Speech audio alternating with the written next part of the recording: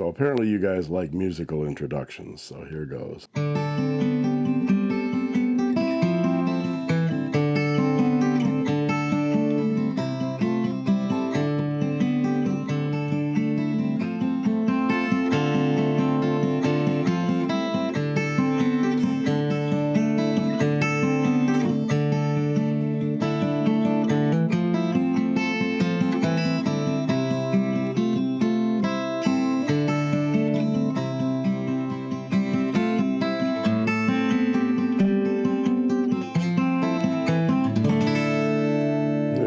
Mistakes and all. And welcome back to Inquiring Minds. My name is Doug, and thanks for joining me for another Pen Resurrection Sunday. Today's dead fountain pen ready for resurrection is this 1946 Parker Vacumatics Debutante. I keep calling them demi-size, but the actual name is Debutante. This is the first debutante-sized Vacumatic I've owned. I've resurrected two Parker 51 Vacumatics that were deb-sized, and those were gorgeous pens. They are a bit small for my hands, but I know some of you will appreciate the small size. I bought this one on eBay unrestored for around $70 US. In my new format for these resurrections, I've usually done these little introductions after having successfully restored the pen. This time I'm taking a bit of a risk in doing this intro before touching the pen at all.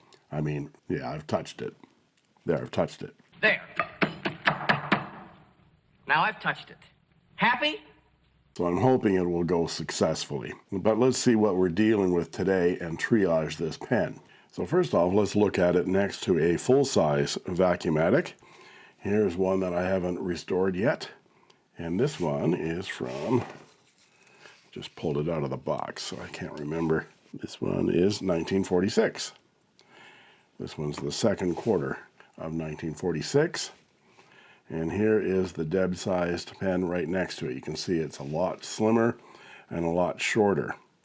And when they're posted, there, now that they're posted, you can see that the sections are slightly smaller, the barrel is slimmer, the nib size is smaller, and of course the posted size is a lot smaller. That's about 1/2 to 3/4 of an inch difference right there. This full-size Vacumatic is a blue diamond clip pen with the split arrow type deco clip, which I really like, whereas this deb-sized has no blue diamond on it, just Parker down the clip, and the clips are a lot different in size as well. So this one would have had the lifetime warranty. This one is one of the ones on the lower end of the scale, the less expensive Vacumatic. And let's see what we have to deal with here. The clip is actually in very good shape. The gold is very nice. I haven't touched it. You can see what can happen to the gold clip. This one's going to come up very, very nicely. But when they look like this, people go, ugh, I don't want that. But they can look really, really nice once you've polished them up. So we got the end jewel. I don't know whether that will come off or not, but I'll try to remove that so I can get at that clip, take it off. We have two breather holes. People keep asking about these breather holes and what they're there for. In vintage pens that have latex sacks in them that are susceptible to air pressure changes, this one doesn't have a sack, of course, but it has got that latex diaphragm. And so when you uncap or cap these pens, that changes the pressure. When you pull that off like that, it can create some suction, and it can suck ink out of that nib, and you get it inside the cap and on your hands or in your shirt. And so they put these ventilation holes in there to equalize the pressure as you cap and uncap the pen. Just something inquiring minds want to know. So there's a single cap band on here, and then we have a translucent barrel with that striping material. Let's get my pen light out here, and you can see that it's very, very clean. Hey, mister, are you nursing a broken heart? He's a nice old man, isn't he? It's very clean. Look at that. Beautiful. You can actually see that there's no diaphragm in there right now. That's the end of that Vacumatic pump inside there. I haven't taken this apart yet, but I can tell that there is absolutely no diaphragm in that pen. Let's take a look at the imprint. And the imprint does say G.O.S. Parker, I think. Let's get at my loop. Geo Parker, Parker Vacumatic, made in USA. And at the end right there, hopefully you can see that, there is what looks like a 6 and a dot, which means this is 1946, and that would be the third quarter of 1946. If it had 3 dots, it'd be the first quarter, 2 dots, second quarter, 1 dot, third quarter, and no dots would be fourth quarter. You may be asking, why did they do it like that? Well, they have a die that they stamp into here. The die has 3 dots on it to begin with, and after the first quarter, they knock one of the little dots off, and it ends up being 2. Then they knock another one off, ends up being 1, and then they knock the third dot off, and it's the fourth quarter. That's how that works. Here's the blind cap, comes off nicely, and that spring works, but again, as I said, you can see that pump moving in and out of that barrel, but there's no diaphragm attached at all. So, all in all, this is in really, really good shape. There's lots of scratches and wear. You can see some of it right there, but there's no deep gouges. Even the blind cap doesn't have any deep gouges to it. Let's uncap the pen and take a look. We have the typical banding that happens when you screw and unscrew the cap on these things over years and years. Threads are in good shape. That tiny little section, there's no gouges or scratches or nicks or anything on that section.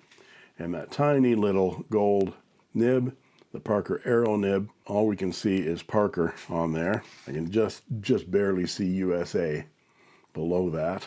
And there is the ebonite feed. And the nib looks pretty good. Let's get, I've got a magnifier here I'm going to put on my lens. And we'll get up close and personal here. And that nib looks pretty good. The gold is in good shape. Could stand to polish. Just slightly misaligned. So I'm just going to adjust those a little bit, just like that. And we'll get them aligned again. And I think I might do a writing test with this first. In my previous resurrections, I've done the whole pen, polished it up and cleaned it and taken it apart, and then done the writing test at the end. Sometimes you say, well, maybe I should test the nib first and see whether it's worth resurrecting the pen. But I've always found that resurrecting the pen is always worth it. Even if that nib is broken, I can fix that. Now, the other thing is, these sections are screwed into the barrel on these Vacumatics. And generally, they're in there really, really tight. Parker did not cement these in place with any shellac or anything, or any glue. But over the years, they got very, very tight with ink. But this one, I didn't do anything to this at all, and the section comes right out. There's the breather tube, and there's the feed. And so I can put this in my ultrasonic bath of pen flush, which is 9 parts distilled water and 1 part ammonia. We'll do that and clean that out, and then we'll pull that breather tube and then knock that feed out and the nib. I'll test this nib first once I clean it. And then we can see inside that barrel, and we can see there's no remnants of sack or anything. So I'm wondering whether this pen has been taken apart before. It's coming apart so easily. The telltale thing is whether that Vacumatic pump will come out. So I'm going to use my Vacumatic vac extractor tool from the Inky Nib from Scott. And it has this aluminum collet that goes on those threads just like that. And we clamp it down just like Jed does. Jed clamp it. There we go. Yep, look at that, unscrewed right away. So I'm guessing that this pen has been taken apart before. Yeah, and that's really clean. Look at that. There's no remnants of sack at all. There is a pellet in there, so I'm going to have to take that pellet out, which is a tricky business. The last Vacumatic I restored last week was just like this, and I took the pellet out, but this cup was damaged to the point where I couldn't use it anymore. I'm hoping that this one will hold a new diaphragm. And now we've got the barrel apart. We can take a look at it. It looks clean as a whistle, but I'll still soak this. But for now, I'm going to put that back in the barrel so I can put the blind cap back on. It might need a little bit of greasing. Put that blind cap back on, and we'll put this section back on. And I'm just going to test this nib first with a little bit of ink. Get my Waterman Serenity out. And we'll give this pen a dip test. I have no idea how many years it's been since this nib wrote. Well, let's give it a try. This is a 1946 Parker Vacumatic. Gee, it's small. Gotta post that pen. I can hardly write with it. Well, that's smoother than I thought it would be. It's nicely wet. A little bit of line variation to it. And I would guess this is a fine 14 karat gold nib. There we go. So it's off to the bath for you. And then we'll get after knocking that feed and nib out of that section.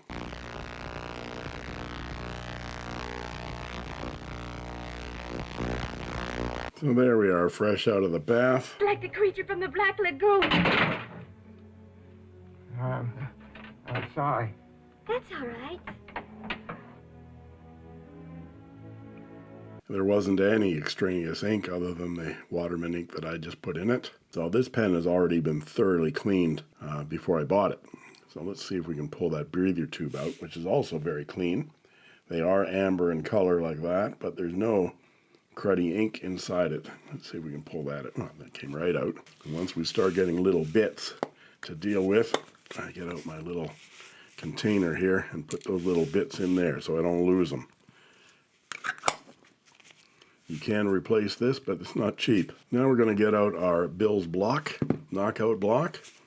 Find the right hole. That's always the key in any endeavor, is to make sure you put it in the right hole. There we go. Now we find the right rod to knock the feed out of the hole. And we have to get more height out of this too, because I'm going to need to hammer on this thing. And there's the right rod. That should work right there. I always like to put a little bit of stick tack, blue tack, whatever you want to call it, right there, just to stabilize. It doesn't slide around when I'm trying to hammer it. Get out my thrill hammer, and let's see whether we can get this out of there without banging the camera. Nope, I need more height. And I moved a little bit. That's good.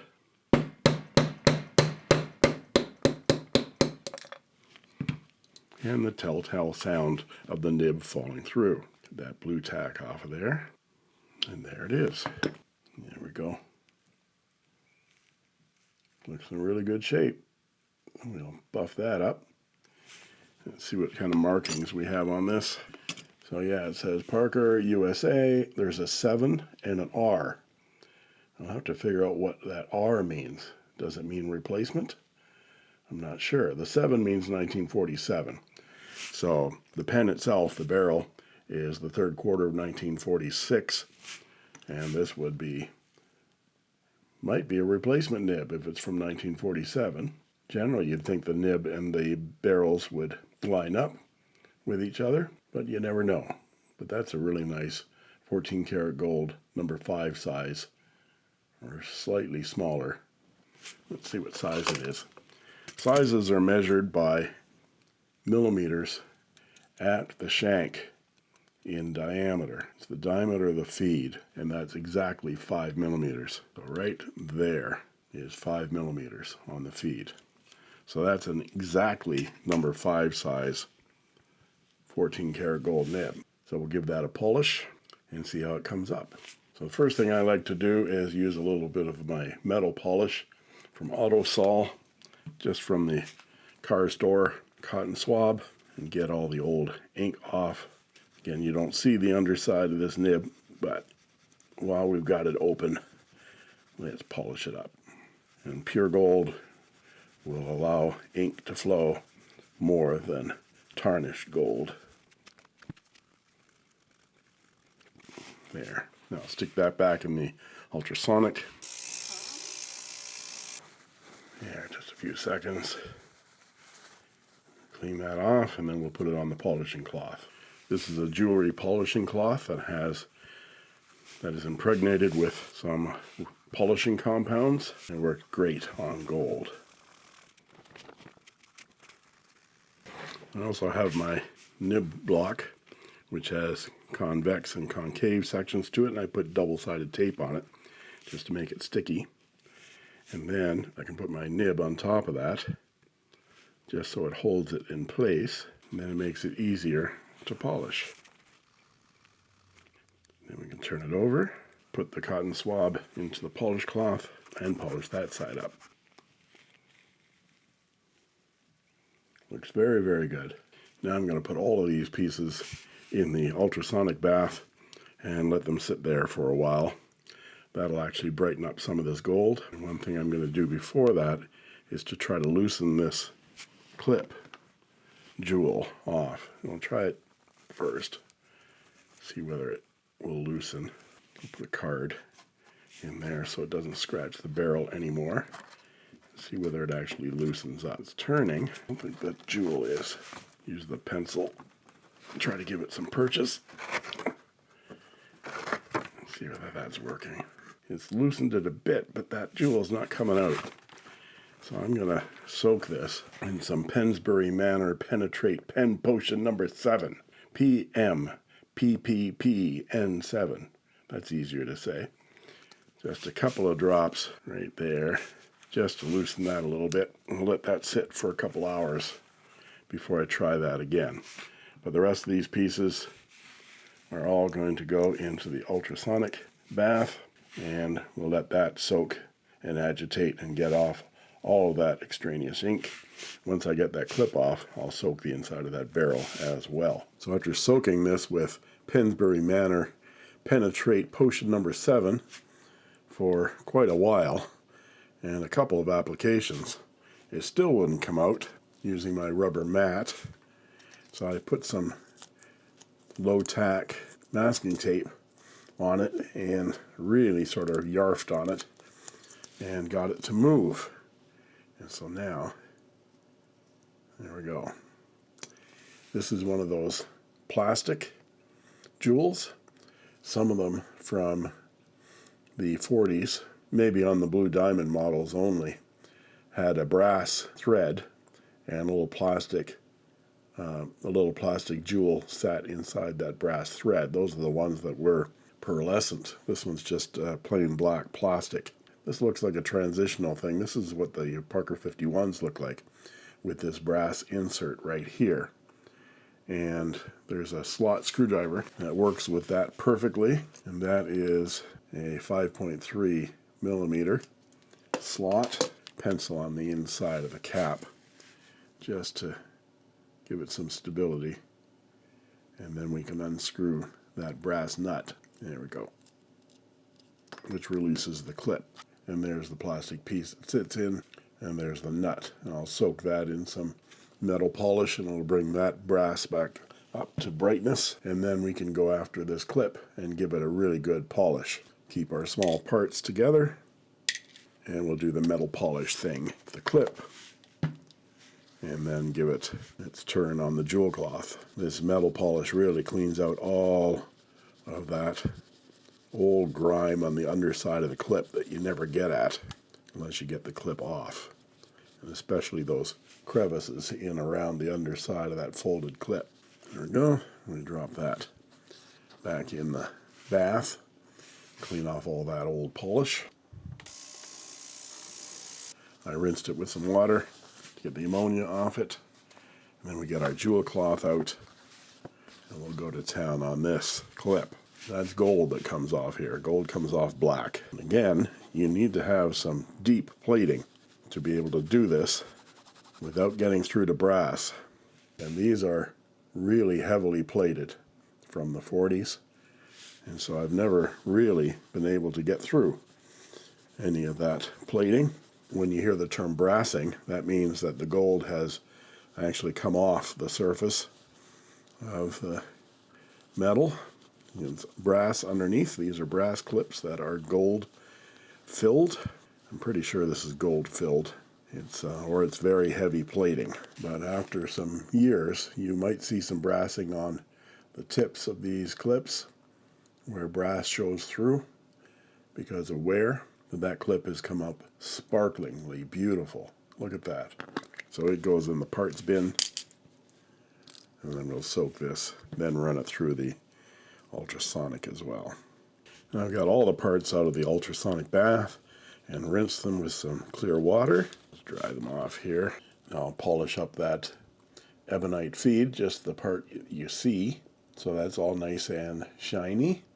Do some polishing compound with that. Our pump mechanism is all ready to go. And now all we have to do is put the new diaphragm on that pump, put it back into the barrel and make sure it works correctly. Then we'll reinsert the feed and the nib in that section. Section just needs a little bit of polish. And then we can go at the cap and the barrel and the blind cap with some micro mesh to get it like new again. We can polish up that gold band right there on the cap. We'll see that's generally got a thinner plating on it than the clip, but we'll see whether it comes up or not. Yeah, it's already coming up. It's got a little bit of brassing right there, so I'm not going to polish it too much. Maybe you can see that. A little uneven. And sometimes the celluloid here shrinks and the gold doesn't, of course, the metal, and that ring might spin. It's not spinning for me, but I'm just going to try to get it a little bit bright without losing all of the gold. Yeah, I think that's about as much as I want to do on that. Okay, next up, new diaphragm. So I have to put my eyes on for this bit. It's some close-up work in getting the pellet out of that cup. And we have to do that very carefully. I've got a couple of these pumps where that ebonite cup pellet holder right there ends up getting a little bit wider and it won't hold the pellet anymore. So I'm going to try to be as careful as I can with my Dremel tool and just try to break up that little pellet just a bit so I can get at it with my dental picks to pry it out of there. Plug your ears.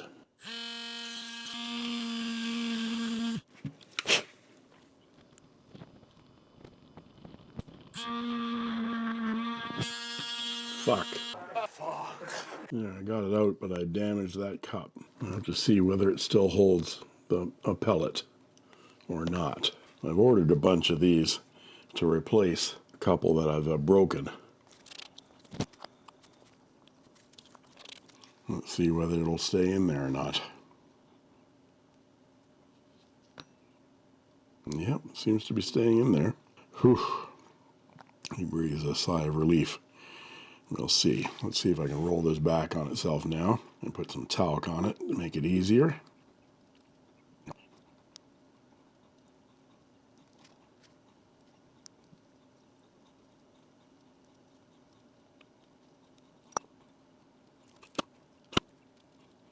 No, that pellet pulled out. No, it didn't. What do you know? These Deb-sized ones are a little bit more finicky. They're a little bit narrower. And I think that works. It's working. Well, thank gods and unicorns. Clean off the palette.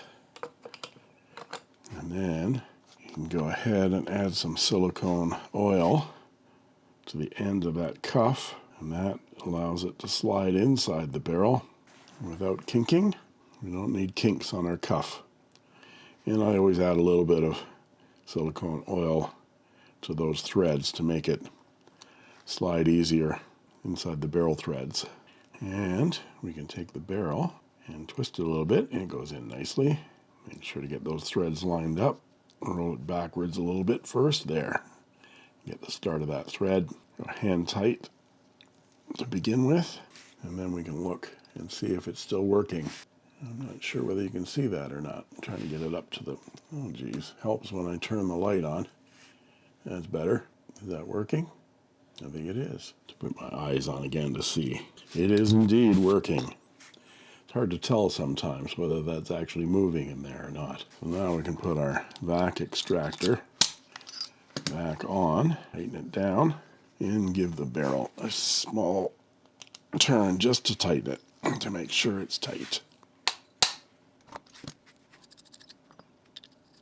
There we go. Then we can put our nib, feed, breather tube, and section back together again. Line that up where it was and find the path of least resistance in there, because that's usually where that nib rested for many years. Then we get some matting material, hold on to that. So I'm going to put this back in the section. It gives me a little bit more leverage to push. And we're going to push that down in the section. There. It's not as far as it was in, but I think it was previously a little too far in anyway because it went past that point. And now we can see the Parker USA on that nib. Now we can reinstall our breather tube. Give our nib a little bit of a polish to get off my fingerprints. And then we're going to recheck the alignment, because once it's back in the feed, sometimes the feed will push it around. And that's exactly what's happened. You might be able to see right there, not wanting to focus, just slightly misaligned. So I'm going to work on that. Just give them a little bit of a twist like that. One down, one up. Be very careful with this, because those tips, I've had experience of them just snapping off. At 80 some odd years of age, sometimes they get very, very brittle. So I try not to snap them against each other, just to bend the one side down slightly and hold it for about 20 seconds. Gold doesn't have as short a memory as steel does, so you don't have to yarf on it as much, but we're getting there, especially when you got the feed to push against. And I'd rather push down than push up, because we don't want to have the nib sitting high on that feed, otherwise it won't draw ink along that slit through capillary action. It's almost there, he said, hoping that he was right. See, those nails come in really handy. Just a tiny bit more. And we're there. You might be able to tell that that's aligned now. Good. Get my fingerprints off again. And now I'm going to add a little bit of silicone grease just as a slight barrier to ink to those section threads. I don't like to shellac or glue these sections down. They're nicely threaded and they don't tend to leak, just like a modern pen. There, nice and tight. Now we'll have to see whether the pen draws ink. And we want to check on capacity. So I'm going to check the weight. It says 7.54. Press tear. Hopefully it works this time. See if we can suck up some ink. I hear bubbles, which is good. More bubbles. And you pump it until you don't hear bubbles anymore. And that pump actually slows down with the pressure of the liquid inside. Put our blind cap back on, put it back on, and we got 1.22 grams of ink, which is milliliters. So that's 1.2 milliliters of ink. Not bad for a debutante-sized pen.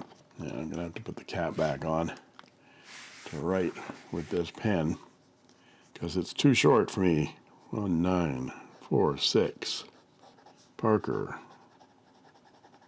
Vacumatic Debutante. It's not very wet, but it's not very dry either. And it's very smooth. No scratchiness in any direction. This is indeed a fine. I'd say that's 0.04 to 0.5 millimeters, something like that. But that's very nice.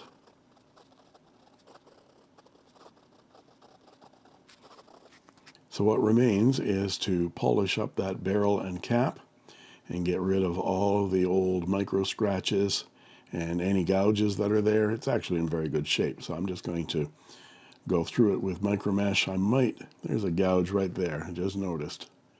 I don't know if you can see that. So I'll have to go at that with some 400 grit just in that area, and then I'll step up through my micro mesh from 1500 grit to 12,000 grit, and then follow that with some polishing compound and some polish to get it shined up brand new. And we'll end with some thoughts on this beautiful little pen. Now we're just going to go after a couple of those gouges, like that one right there. And there's another little one right there. I've masked off the gold band on the cap. A little bit of a gouge there. So I'm just sort of going to spot check these little gouges here that the micro mesh just won't get at. And there's a little divot right there, probably from the clip. I'm going to go after that with some 400 grit flexible sandpaper and try to get those gouges out first and then go at the rest. Once you start sanding it, it shows up so much better. And basically you use it like an eraser. My eyes on again, so I can see closer. And go after these other little gouges here. That little spot's gone now too, and we want to avoid the imprint, of course, and we'll go at some of those little swirls that you get from the cap. They come out a little bit better once you've sanded a little bit. There's that clip divot right there.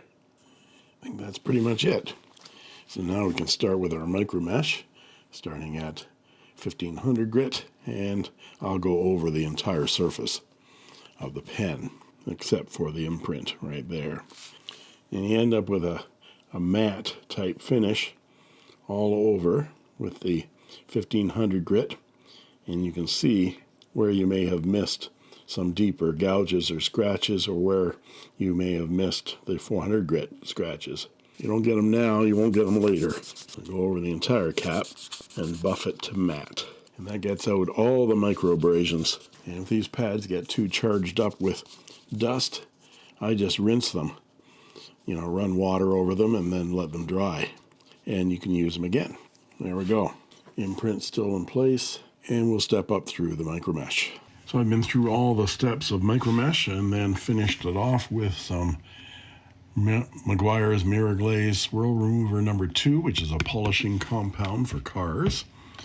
And the barrel and the cap have come up beautifully. You can see the imprint is still there, but all the gouges and swirl marks and micro scratches are gone. I did empty the barrel of ink and removed the section, but I can put that back in again. Still got the silicone oil on it.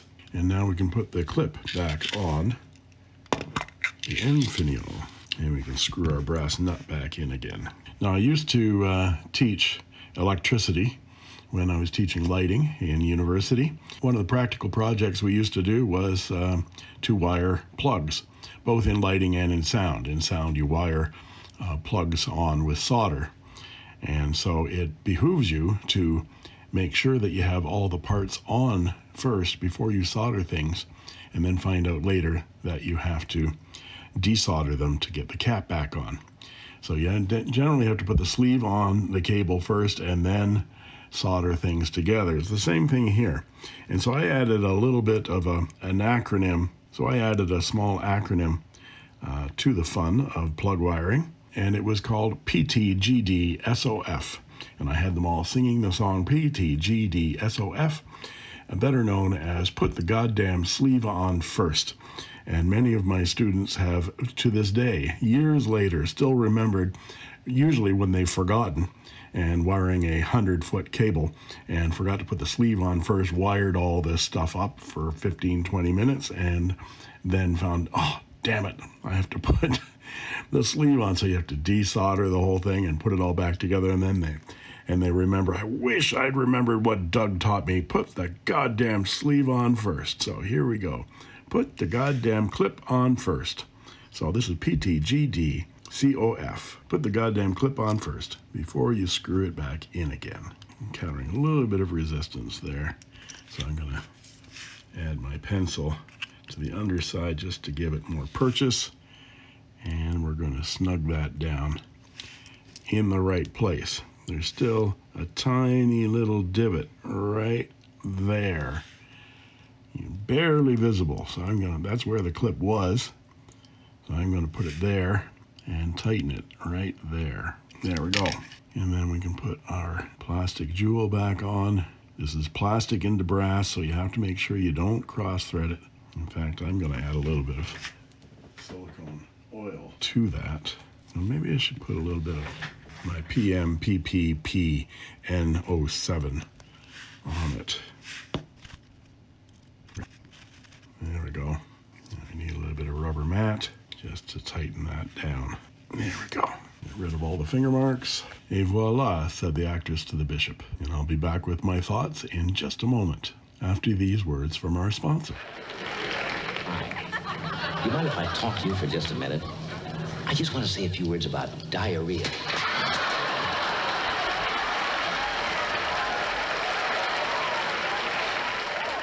So what are my thoughts on this fountain pen resurrection? I thought this little debutante was going to throw me some curves when I was trying to get that pellet out, but it turned out really nicely. The whole pen was in excellent shape to start with, of course. The nib was intact and only needed minor tweaking. The pen came apart easily like it had been taken apart before. And there were no remnants of old diaphragm inside the barrel, which just confirms to me that someone had disassembled the pen, cleaned it out, but never replaced the diaphragm. It's odd to go that far and not make the pen work, but it was a bonus for me, making the restoration that much easier. The pen looks almost brand new, writes beautifully, but is a little bit small for my hand. I know this pen would fit someone out there with smaller hands and who is interested in writing with a fully restored, beautiful vintage 78-year-old pen with a nice fine line. If you're interested in purchasing this pen, just drop me a note at inkquiringminds@gmail.com and I'll let you know how you can buy it. I'm pricing it at $120 US plus $20 shipping via PayPal. I'll refund any difference between the $20 shipping cost and the actual cost. And there you have it. And as always, thanks for watching. I made this.